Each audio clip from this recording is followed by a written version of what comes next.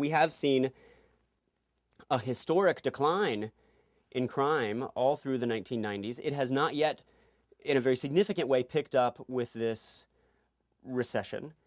We've seen, and this is very important for people to realize, crime rates in some cases drop more steeply in states that have not incarcerated such huge portions of their population. You know, one of the steepest declines has been in New York City, which has sent a whole lot of people to jail on Rockefeller drug laws and so on, but nothing like the South. And yet crime in New York has fallen much more steeply than in Houston or Dallas.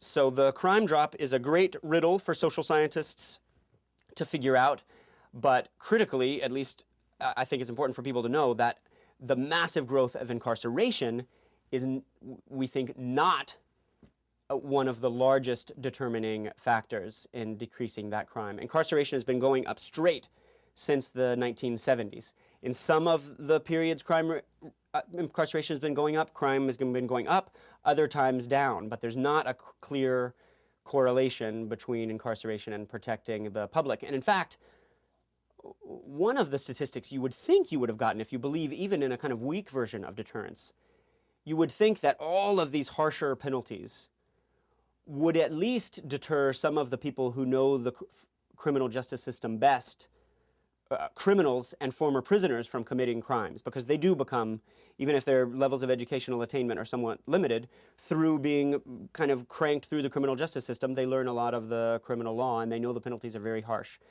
So if deterrence were to work, and if imprisonment was an effective way of dealing with crime, you would think that recidivism rates in the United States would be lower now than they were when the prison boom began, when penalties were comparably more mild. Instead, the opposite has occurred.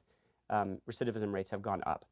You know, one more piece of evidence that shows this experiment in mass incarceration has been, on the one hand, a total failure in terms of protecting the public. On the other hand, a catastrophe for the weakest members of the most vulnerable members of our society, including those who are more victimized by crime. That's also in the poor neighborhoods. It hasn't helped them in any way. People are getting shipped off to rural prisons, and then those rural prisons are getting the census money and so on, and they're still suffering higher rates of crime.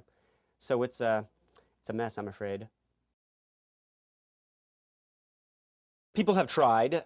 It's harder to do than people have claimed. Some economists have said, well, even if you are spending $50,000 a year to lock someone up, as is the price in California, where the corrections officers are well paid, because that person you're putting behind bars would have committed X number of crimes, then you're actually saving money. But those studies kind of fall apart for a whole series of reasons. They're based on kind of surveys with certain classes of criminals that don't correlate very well to who's actually in prison.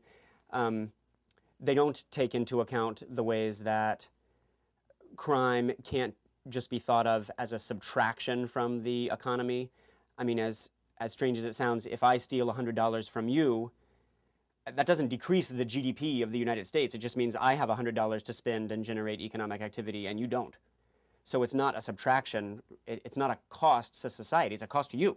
It's not a cost to society. So those studies don't hold up very well. I mean, it's true that I think, you know, that incarceration is not something we're going to be able to get rid of entirely. There are people who are extremely dangerous. A very small portion, it's important to realize. We think that prison beds are filled with dangerous sexual predators and armed robbers and serial killers, because that's how it seems watching the nightly news. That's not the case. Most people going into prison are nonviolent offenders in any given year, and most of them are drug offenders or are, you know, hooked on alcohol and so on.